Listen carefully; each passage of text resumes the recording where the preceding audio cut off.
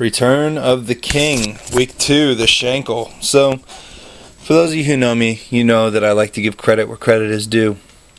And this week I wanted to talk a little bit about Donnie Shankle.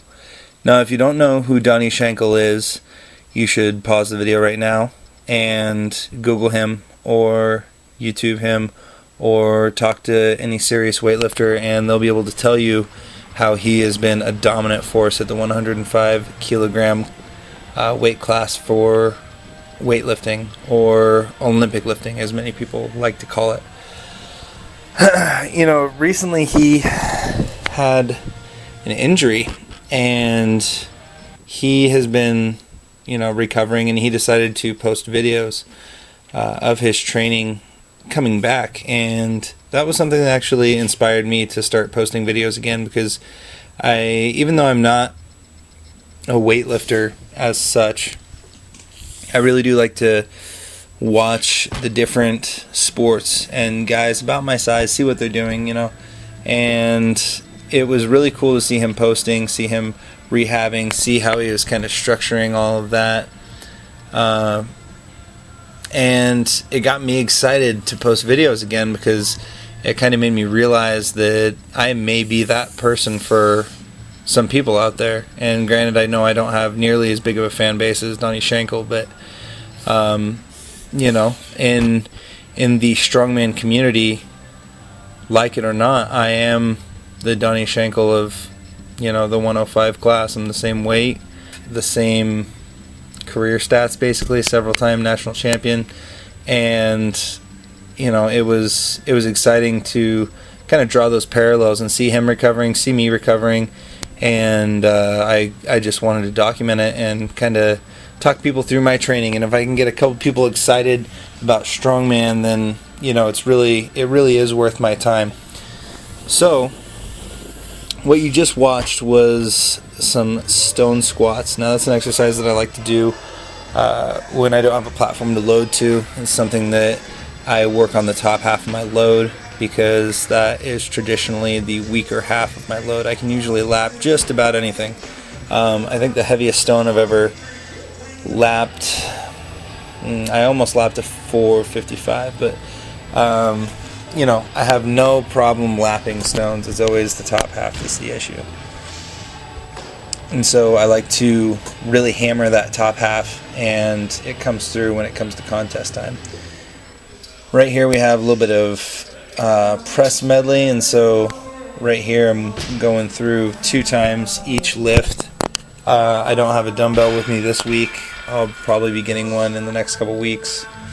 And of course, as I mentioned in the first video, I'm planning to do the August 2nd Mid-American, which does have a dumbbell keg axle log medley. That's 4 implements. I figure if I press each of these twice, it's actually a little bit harder than the medley. Even though these are a little bit lighter than contest weight, I have several weeks to build up to it, so I'm not too worried about getting that in. Next up, we have some direct shoulder work, and a lot of times I like to get some direct shoulder work in just to kind of stimulate some hypertrophy and maybe build a little bit of base static strength that I might miss. I know I do a lot of my pressing in a dynamic fashion, and I've found that directly working the shoulders tends to help build a little bit of that strength that, honestly, I lack some static strength in my shoulders. I know this. So you should always, as a strongman, you should always be looking to improve and expand your repertoire.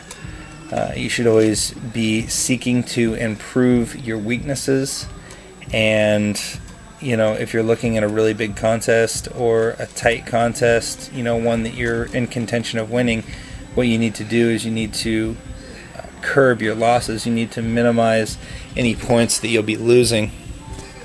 I know, for example, I'll be pounding my deadlift really hard coming up, because that Mid-American August 2nd has a deadlift in it, and traditionally, static wise, I am really not I'm not to par with a lot of the other lightweight pros. Those guys are a lot stronger than me static wise, but I can just move better a lot of times, and I typically am strong in the movements where it counts. So I'm gonna have to bring that deadlift up. Right here we have a tricep exercise that I was actually told about by Ben Rice, supersetted with a crunch. So I like to have an explosive concentric phase and then a slow eccentric phase. I find that it just kind of activates my core a little bit better, and honestly my upper abdominals are a little bit weak. It's a kind of a weak point in my body, which is kind of funny to say.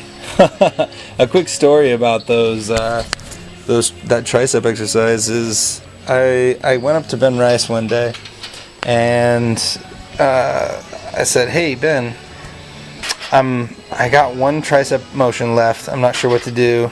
What do you think? You know, throw me something." And he was like, "Oh, you should do these." And I was like, "Oh, I don't know about that." Like, you know, I was kind of unimpressed with the idea. And I was like, "Oh, I'll try it. Why not? Whatever." So I did one set. I was like, eh. Did 2 sets. I was like, dang, my triceps are starting to fail. Did 3 sets. My triceps were pretty much toast, but they weren't sore. They were just failing. And so I racked the weight, and I was like, whatever. I wasn't too impressed at the time. And then, next day came around, I woke up, and the first thing I realized was, oh man, my triceps are so sore. And it turns out that may very well be my new favorite tricep exercise. So shout out to Ben Rice for that. Just fried my triceps, dude. Fried them. And right here you see me finishing up a terrible carry medley. My conditioning needs a little bit of work, and I don't think it helped that it was a really hot day. And, you know, decently heavy carry medley, decently long, 90 feet, total trip each implement. So about 270 feet of carrying total. And so that wraps it up for this week. I hope you guys enjoyed the video. And I do have one really exciting announcement next week. For those of you in the strongman loop, we'll just end this video with one word, but for those of you outside of it, you had better just stay tuned for it.